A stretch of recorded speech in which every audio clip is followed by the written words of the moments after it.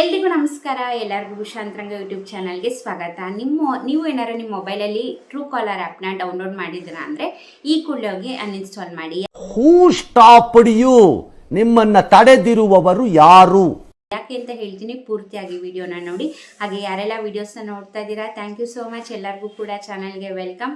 ಯಾರೆಲ್ಲ ಇನ್ನೂ ಸಬ್ಸ್ಕ್ರೈಬ್ ಮಾಡ್ದಲೇ ನೋಡ್ತಾ ಇದ್ದೀರಾ, ಈ ಕೂಡಲೇ ಹೋಗಿ ಚಾನಲ್ನ ಸಬ್ಸ್ಕ್ರೈಬ್ ಮಾಡಿ. ಹಾಗೆ ಬೆಲ್ ಐಕನಲ್ಲೂ ಕೂಡ ಆಲ್ ಅಂತ ಸೆಲೆಕ್ಟ್ ಮಾಡಿ. ನೆಕ್ಸ್ಟ್ ವಿಡಿಯೋ ಅಪ್ಲೋಡ್ ಮಾಡಿದಾಗೆಲ್ಲ ನಿಮಗೆ ನೋಟಿಫಿಕೇಶನ್ ಬರುತ್ತೆ. ಬನ್ನಿ ಇವತ್ತಿನ ವಿಡಿಯೋನ ಶುರು ಮಾಡೋಣ.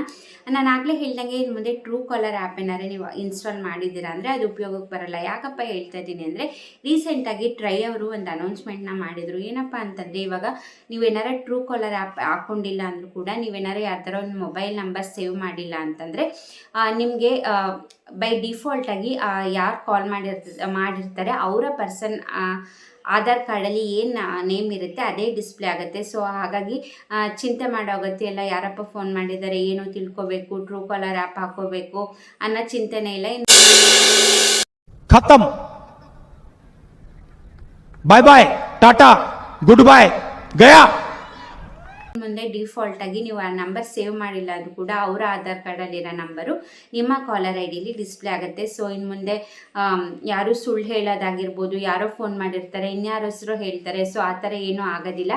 ಇದನ್ನೆಲ್ಲ ತಡೆಗಟ್ಟಬೇಕು ಅಂತಲೇ ರೀಸೆಂಟಾಗಿ ಟ್ರೈ ಅವರು ಅನೌನ್ಸ್ ಮಾಡಿದ್ರು. ಈ ಒಂದು ಆಪ್ಷನ್ನ ನಾವು ಜಾರಿಗೆ ತರ್ತಿದ್ದೀವಿ.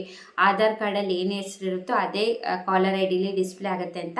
ಅದಿವಾಗ ಎಲ್ಲರ ಮೊಬೈಲಲ್ಲೂ ಕೂಡ ಅಪ್ಡೇಟ್ ಆಗ್ತಾ ಇದೆ ಗ್ರ್ಯಾಜುಯಲಿ.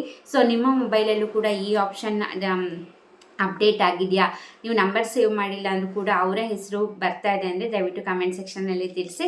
ಹಾಗೆ ಈ ಒಂದು ಚೇಂಜಸ್ ಏನು ಅನಿಸ್ತಿದೆ ಅನ್ನೋದ್ರ ಬಗ್ಗೆ ನಿಮ್ಮ ಒಪಿನಿಯನ್ನ ಕಮೆಂಟ್ ಮಾಡೋದನ್ನ ಮರಿಬೇಡಿ. ಇದೇ ಥರ ವೀಡಿಯೋಸ್ಗಾಗಿ ಚಾನಲ್ನ ಸಬ್ಸ್ಕ್ರೈಬ್ ಮಾಡಿ. ವಿಡಿಯೋ ಇಷ್ಟ ಆದರೆ ಲೈಕ್ ಮಾಡೋದನ್ನ ಮರಿಬೇಡಿ. ಇಷ್ಟೊತ್ತು ವಿಡಿಯೋ ನೋಡಿದ್ದಕ್ಕೆ ಥ್ಯಾಂಕ್ ಯು ಸೋ ಮಚ್. ನಮಸ್ಕಾರ.